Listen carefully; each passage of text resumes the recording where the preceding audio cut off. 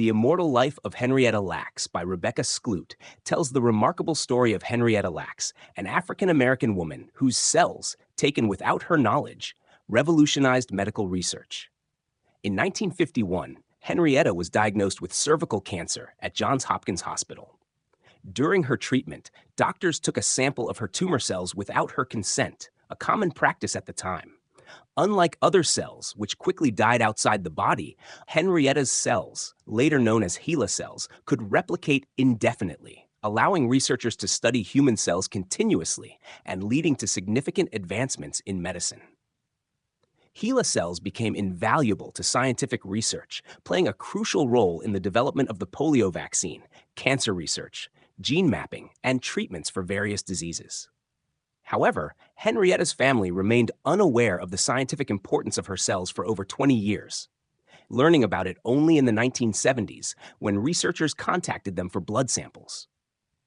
Henrietta's descendants, who faced poverty and limited access to healthcare, were outraged to discover her cells had generated immense profits for companies, while they saw none of the benefits. This raised ethical questions around consent, privacy, and medical exploitation. Skloot tells this story through two narratives: Henrietta Lacks' life and death and the scientific journey of her cells. She provides insight into Henrietta's life as a young mother from a poor family in Virginia, addressing social, racial, and ethical challenges. The scientific story of HeLa cells reveals their vast impact on biomedical research.